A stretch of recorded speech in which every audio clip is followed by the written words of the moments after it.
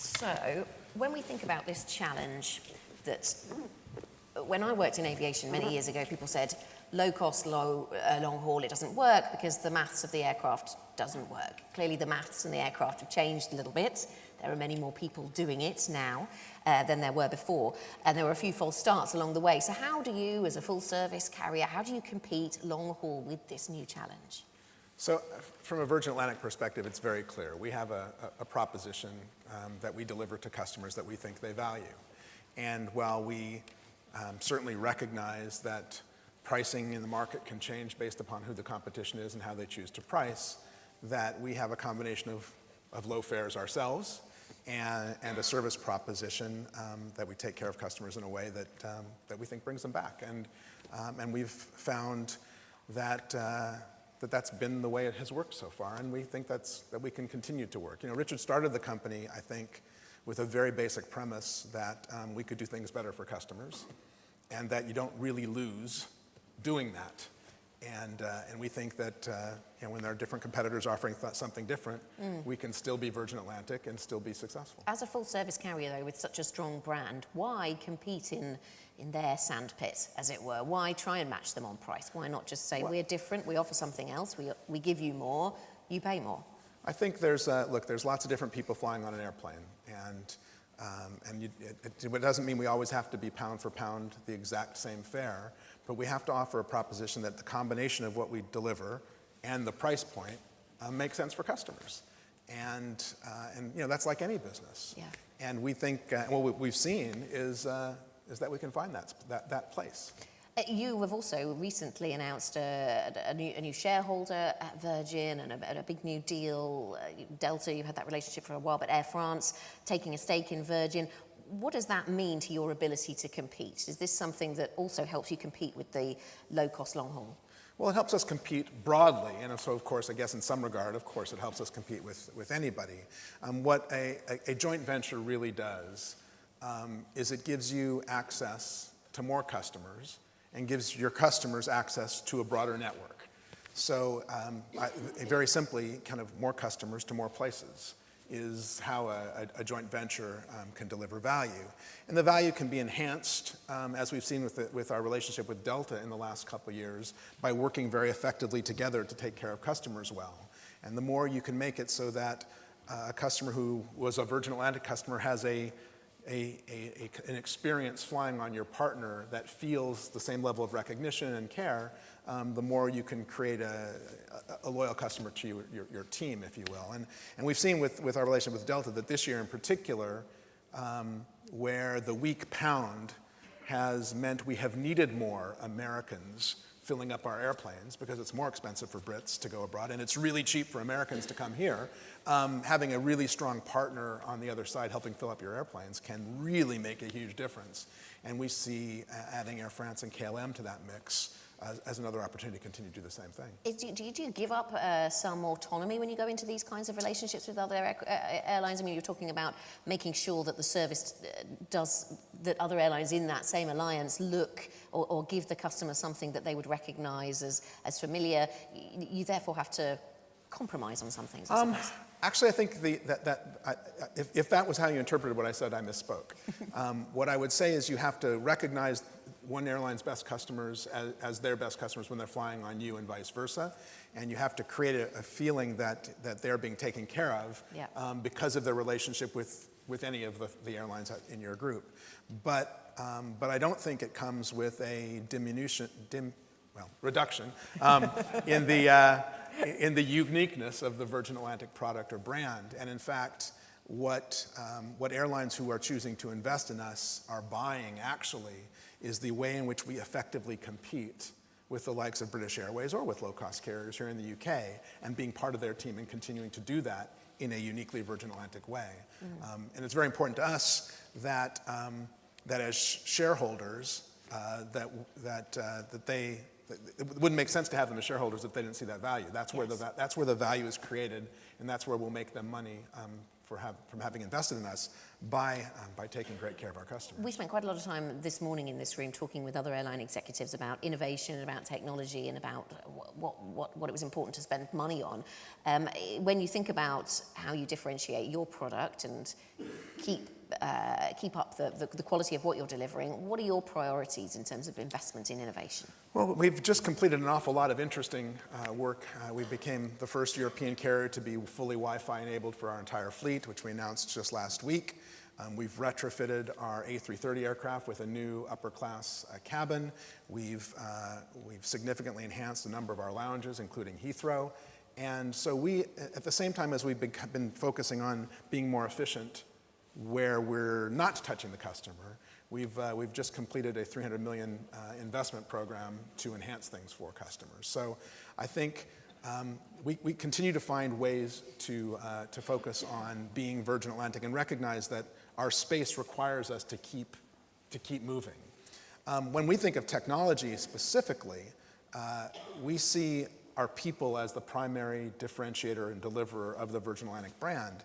And what our technology investment is very much focused on is providing better tools for them to do that. Better information about customers, better ability to interact with customers using technology, because I think the way Virgin Atlantic can differentiate is not with the technology itself, but the delivery of service from its utilization. We also talked a little bit about, and this is in relation to the low-cost conversation, is quite interesting, about how in-flight entertainment might change and whether this is still the differentiator or will be the differentiator between airlines that it was in the past. Because with everybody carrying their own device, do you have to still provide content, and do you have to still provide them with a device, a seatback device, to watch it all on? How do you see that developing? Well, it's interesting. If you go back many, many years, Virgin was the first economy seatback video. Early in the company's history, that was a differentiator. It's hard to think of it as such. Now it's become such a basic element. While it has seemed for many years to me that the future of delivery of entertainment on airlines would be the provision of content, not the provision of devices, we're definitely not at that point. And customers, while they may still carry a device on board, they value the fact that we're providing everything for them. And I do see a world where that changes, but it doesn't seem to be. It certainly hasn't happened as quickly as I might have expected. And we're focused on both device and content as a result. And why would airlines continue to provide content when they could provide Wi-Fi and the customer brings their own device, and then they can watch their own content, if you like, or subscribe to their own services, log on to their own accounts and watch their content that way? You still see that as a way to differentiate your service, or you will do? Well, look, airlines have for many, many years had access to first-run content from a movie perspective. That is still a value proposition that we hear from customers is special. I think the reality of in-the-sky Wi-Fi is we're quite a long way away from everybody on a 400-seat airplane being able to stream at the same time. That bandwidth is not anywhere near there. So I think if you see a world where ground to aircraft bandwidth is going to be limited for some time to come, that doesn't restrict your ability to offer content inside the aircraft, creating a network of ability to stream information from inside the aircraft. So we're well positioned, I think, to be a content provider, and as well as, at this point, a device provider. We talked a little bit about, you mentioned the weak pound and how it's great for Americans visiting the UK. At the time when you're competing with these new entrants to the market, clearly Brexit throws up some challenges for a UK-based airline, but you are growing in the UK in some parts, certainly in the Manchester offering. Explain to us what that's all about at this point. So we've seen an opportunity, I think, in the regions, which are a kind of an important part of the UK, and not as well served as potentially they could have been. And so we've seen an opportunity to grow in Manchester, most notably, where we've added Boston, San Francisco, and New York this year. But more than just that, we'll be a 20% increase in our capacity next year in Glasgow and a 20% increase in our capacity next year in Belfast. So we have seen the regions as an opportunity. I don't know exactly where that all leads, how much bigger it becomes, but we'll continue to look for those opportunities where I think a Virgin Atlantic and a British airline product combine to be a really good proposition for that marketplace. And where we can make sense of them, we'll still find those places. And I'm sure it's very competitive for slots, but a little maybe less so than Heathrow. And you've got there's a different story going on at Heathrow at the moment, of course. What are you pushing for on that front? So, look, we have been big supporters of Heathrow Expansion from as long as we've been engaged in discussion about it. But it comes, from my perspective, with two caveats. The first is cost. I'm pleased to see that the current pressures between the airlines, the government, and Heathrow's plans suggest the possibility of keeping costs flat in the future at Heathrow. But frankly, that is a good start, but a 50% increase in capacity ought to help Heathrow get closer to the same costs of other airports around the world, which would suggest a reduction would be appropriate. So we're certainly going to continue to push to try and make this a cost-effective airport and runway decision. And then the second has to do with slot allocation. And Virgin Atlantic is very focused on our own hopes to provide a bigger competitive alternative, and we think a customer benefit as a consequence, and we'll continue to work with the government and encourage a real objective look on how do we take this 50% potential increase in capacity and make sure it provides the best result for British customers. Are you hopeful it'll be divided up in a way that you'll get what you're looking for? It's hard. Look, this is still a long way out. But the answer is yes, of course I'm hopeful we'll get what we're looking for. I wouldn't be making the point otherwise. But I also think even if it doesn't turn out to be exactly what Virgin Atlantic is looking for, it should be done with an eye towards what's best for the British customer. This is a one-time opportunity to create a more competitive, more vibrant, open airport market. And I think the British government has a chance to really look at it objectively. And you think it really will happen? It's been talked about for so long.